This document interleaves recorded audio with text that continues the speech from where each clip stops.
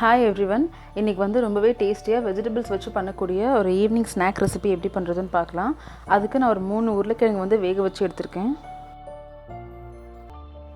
2 table spoon அளவுக்கு ஃப்ரெஷ்ஷான பச்சை பட்டாணி சேர்த்துக்கிறேன். ஒரு சின்ன கேரட் துருவினது,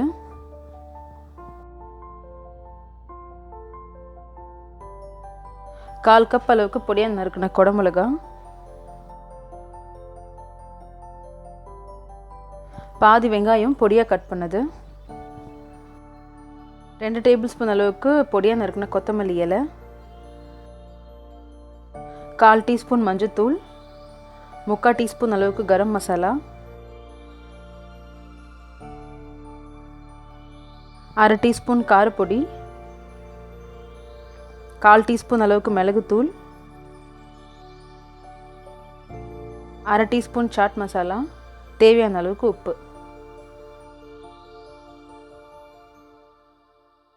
இது கூடவே 1/2 கப் அளவுக்கு நான் breadcrumbs சேர்த்துக்கிறேன். இதுதான் வந்து நம்ம பைண்டிங்க்கு யூஸ் பண்ண போகிறோம். எல்லாத்தையும் ஒன்றா கலந்து நல்லா டைட்டாக பிசைஞ்சு இந்த மாதிரி பண்ணி தனியாக எடுத்து வச்சிடுறேன்.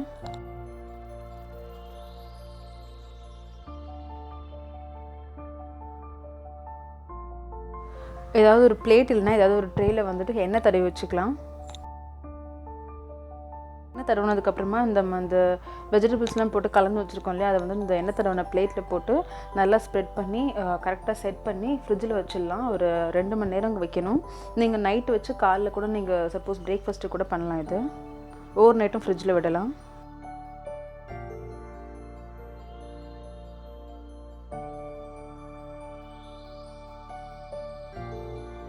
நான் வந்து இப்போ 2 மணி நேரத்துக்கு அப்புறம் எடுத்துட்டேன். கத்தியில் வந்து லைட்டாக எண்ணெய் தடவிட்டு இதை வந்து நம்ம நார்மலாக எப்பவும் பீஸாக கட் பண்ணி வச்சுக்கலாம்.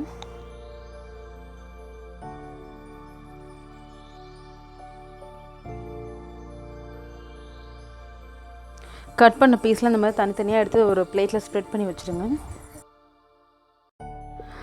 மைதா ஸ்லரி பண்ணுறதுக்கு வந்து நான் 2 டேபிள் ஸ்பூன் அளவுக்கு மைதா, 2 டேபிள் ஸ்பூன் தண்ணி, இது ரெண்டுத்தையும் கலந்து நல்லா திக்காக ஒரு பேஸ்ட் மாதிரி கலந்து வச்சுக்கிறேன்.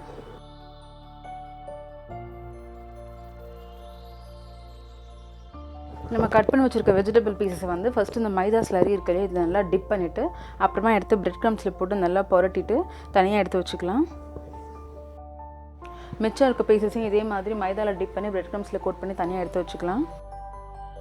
இப்போ எண்ணெய் சூடு பண்ணிவிட்டு பீசஸ்லாம் சேர்த்து நல்லா வந்து ஷாலோ ஃப்ரை பண்ணிக்கலாம். எண்ணெய் மூழ்கிற அளவுக்கு விடாதீங்க, ஜஸ்ட்டு கொஞ்சமாக தான் இருக்கணும் எண்ணெய் திருப்பி போடுற அளவுக்கு. இது நல்லா கோல்டன் ப்ரௌன் கலர் ஆகிற வரைக்கும் இது நல்லா வந்துட்டு ஃப்ரை பண்ணிக்கலாம். கோல்டன் கலரில் வந்து தான் அடுப்புலேருந்து எடுத்துகிட்டு சர்வ் பண்ண வேண்டியது தான். ரொம்பவே ஈஸியான அண்ட் டேஸ்டியான ஒரு ஈவினிங் ஸ்நாக் ரெசிபி. ஸோ கண்டிப்பாக ட்ரை பண்ணி பாருங்கள். தேங்க்ஸ் ஃபார் வாட்சிங்.